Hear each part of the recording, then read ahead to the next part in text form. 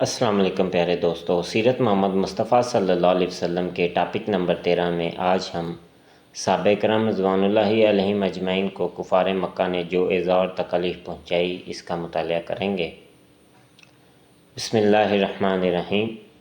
جوں جوں اسلام پھیلتا جا رہا تھا، کفار مکہ کا غیظ و غضب بھی بڑھتا جا رہا تھا۔ جن مسلمانوں کا کوئی حامی و مددگار تھا ان پر قریش مکہ کا بس نہیں چلتا تھا۔ جو بیچارے اور بے سہارا مسلمان تھے، جن کی کوئی پشت نہ تھی، وہ قریش مکہ کے ظلم و ستم کے تحت مشق بنے ہوئے تھے۔ کسی کو مارتے، کسی کو تنگ و تاریک کوٹھری میں بند رکھتے۔ چند اہم واقعات درج ذیل ہیں۔ ان میں سب سے پہلے حضرت امام المؤذنین حضرت بلال بن رباح رضی اللہ تعالیٰ عنہ کا واقعہ۔ حضرت بلال رضی اللہ تعالیٰ عنہ حبشی النسل تھے۔ آپ امیہ بن حلف کے غلام تھے۔ جب آپ رضی اللہ تعالیٰ عنہ نے اسلام قبول کیا تو امیہ جو اسلام دشمنی میں اولیت رکھتا تھا غصے میں آ گیا۔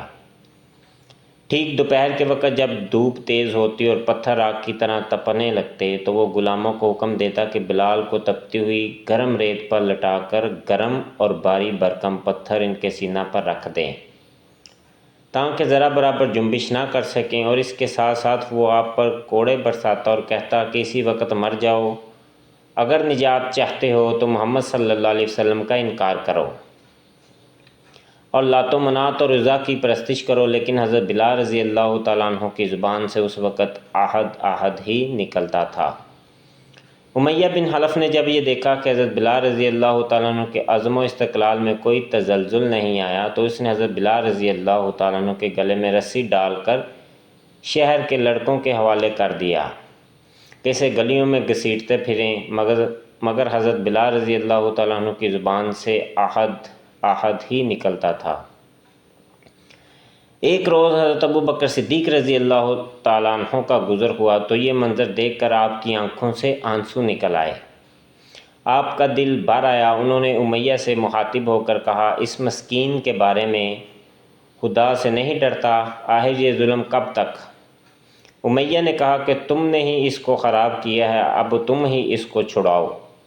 حضرت ابو بکر صدیق رضی اللہ تعالیٰ عنہ نے حضرت بلال رضی اللہ تعالیٰ عنہ کے بدلے میں اپنا ایک مضبوط، توانا اور قوی غلام دے کر حضرت بلال رضی اللہ تعالیٰ عنہ کو آزاد کروا دیا۔ اس ظلم و ستم کے سبب حضرت بلال رضی اللہ تعالیٰ عنہ کے جسم پر بہت سے نشانات تھے۔ جب کبھی برہنہ پشت ہوتے تو یہ داغ و نشان نظر آتے تھے۔ حضرت عمار بن یاسر رضی اللہ تعالیٰ عنہ حضرت عمار بن یاسر رضی اللہ تعالیٰ عنہ قحطانی النسل تھے۔ آپ کے والد حضرت یاسر رضی اللہ تعالیٰ عنہ اپنے مفقود الخبر بھائی کی تلاش میں یمن سے مکہ مکرمہ تشریف لائے۔ ان کے ساتھ ان کے دو بھائی حارث اور مالک بھی تھے۔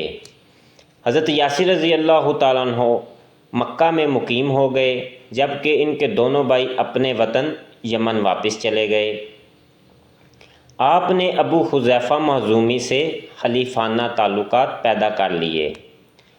ابو حذیفہ نے اپنی کنیز سمیہ بنت حیات سے آپ کی شادی کروا دی، جس سے آپ کے بیٹے حضرت عمار رضی اللہ تعالیٰ عنہ اور عبداللہ رضی اللہ تعالیٰ عنہ پیدا ہوئے۔ حضرت یاسر رضی اللہ تعالیٰ عنہ، ان کی زوجہ سمیہ رضی اللہ تعالیٰ عنہا اور ان کے دونوں بیٹے عمار بن یاسر رضی اللہ تعالیٰ عنہ اور عبداللہ بن یاسر رضی اللہ تعالیٰ عنہ نے اسلام قبول کر لیا۔ مکہ میں ان کا کوئی کنبہ یا قبیلہ نہ تھا جو ان کا حامی اور مددگار ہوتا، اس لیے قریش نے ان کو سخت تکالیف دیں۔ عین دوپہر کے وقت تپتی ہوئی ریت پر لٹاتے، اس قدر مارتے کہ بے ہوش ہو جاتے، کبھی پانی میں گوتے دیتے، کبھی انگاروں پر لٹاتے۔ اس حالت میں حضور اکرم صلی اللہ علیہ وسلم وہاں سے گزرتے تو فرماتے، اے آگ، عمار رضی اللہ تعالیٰ عنہ کے حق میں برد و سلام بن جا، جس طرح حضرت ابراہیم علیہ السلام کے وقت برد و سلام بن گئی تھی۔ جب حضور اکرم صلی اللہ علیہ وسلم حضرت یاسر رضی اللہ تعالیٰ عنہ، حضرت سمیہ رضی اللہ تعالیٰ عنہا، عمار رضی اللہ تعالیٰ عنہ اور عبداللہ بن یاسر رضی اللہ تعالیٰ عنہ کو مبتلا مصیبت دیکھتے تو فرماتے، اے آل یاسر صبر کرو۔ کبھی فرماتے، اے اللہ آل یاسر کی مغفرت فرما۔ کبھی یہ فرماتے، اے آل یاسر تمہیں مبارک ہو کہ جنت تمہاری مشتاق ہے۔ حضرت عمار رضی اللہ تعالیٰ عنہ نے ایک بار قمیض اتاری تو پشت پر لوگوں کو سیاہ داغ نظر آئے۔ یہ وہی داغ تھے جو قریش کے ظلم کی وجہ سے ہوئے۔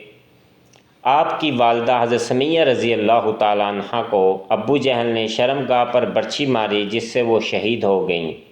حضرت سمیہ رضی اللہ تعالیٰ عنہ اسلام کی پہلی شہید خاتون تھیں۔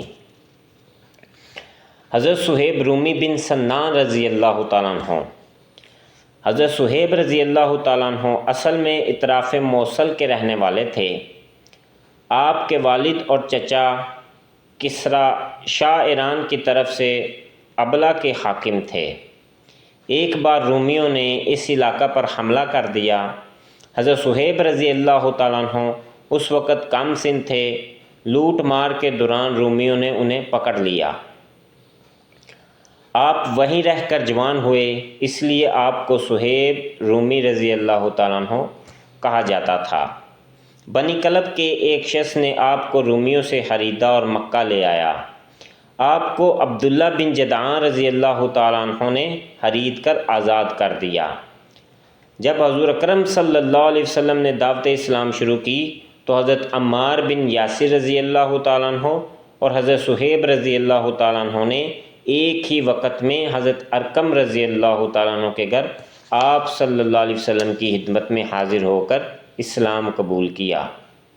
قریش مکہ نے حضرت عمار رضی اللہ تعالیٰ عنہ کی طرح حضرت صہیب رضی اللہ تعالیٰ عنہ پر بھی بہت ظلم کیے۔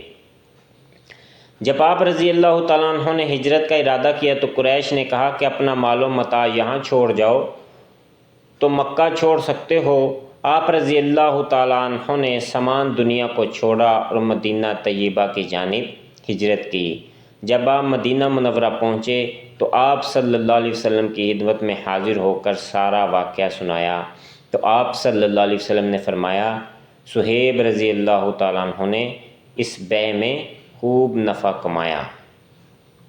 اللہ تعالیٰ آپ کا حامی ناصر ہو۔ السلام علیکم۔